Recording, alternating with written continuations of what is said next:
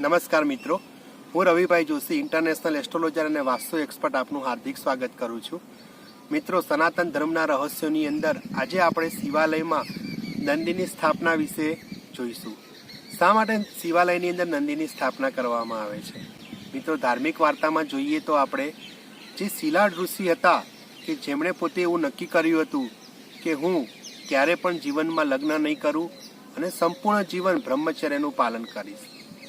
આ વાત જ્યારે તેમના પિતૃઓને ખબર પડી ત્યારે તેઓ નિરાશ થયા, કેમ કે એમને લાગ્યું કે જો આ પેઢી આગળ નહીં વધે, એટલે કે શિલાળને પુત્ર પ્રાપ્તિ નહીં થાય તો અમારો મોક્ષ કઈ રીતે થશે. માટે તેઓ જે છે એ શિલાળ ઋષિને વિનંતી કરી, એટલે કે પોતાના પુત્રને વિનંતી કરી કે ગમે તે કરી અને આપણા વંશવેલાને આગળ વધારો. ત્યારે શિલાળ ઋષિએ કહ્યું કે હું લગ્ન તો નહીં જ કરું, પરંતુ હું મહાદેવજીની તપસ્યા કરી અને ચોક્કસપણે પુત્ર પ્રાપ્તિ મેળવી લઈશ.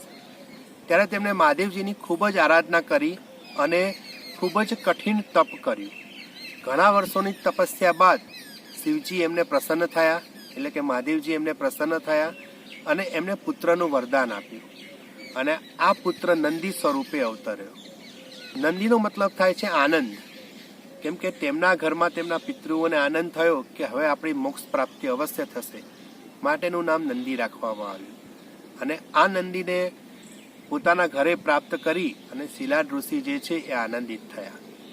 પરંતુ આ નંદીને સતત જ મહાદેવજીની તપસ્યા પૂજામાં જે છે ધ્યાનમગ્ન રહેતા હતા અને નંદી ધીરે ધીરે મહાદેવજીની વધુ પૂજન કરવાને કારણે શિલાળ ઋષિએ તેમને કહ્યું કે તું કૈલાસ જા અને ભગવાન શિવજીની આરાધના કર.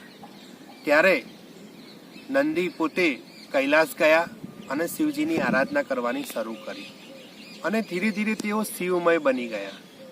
ભગવાન શંકરે પણ તેમને વરદાન આપ્યું કે હવેથી દરેક જગ્યાએ, દરેક શિવાલયમાં જ્યાં જ્યાં પણ મારી સ્થાપના થશે ત્યાં સૌથી પહેલાં તારી સ્થાપના કરવામાં આવશે અને મંદિરમાં પ્રવેશતી વખતે સૌથી પહેલાં તારા લોકો દર્શન કરશે, પછી મારા દર્શન માટે આવશે.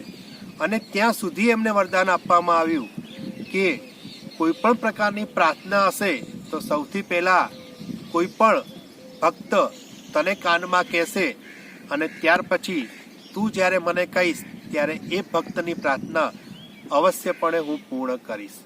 આથી જ જ્યારે પણ શિવાલયમાં આપણે પૂજન કરતા હોઈએ છીએ ત્યારે સૌથી પહેલાં આપણે નંદીને કાનમાં આપણી પ્રાર્થના કહેતા હોઈએ છીએ અને એ રીતે મનોકામના કહેવાથી ભગવાન શિવ અવશ્ય સાંભળે છે.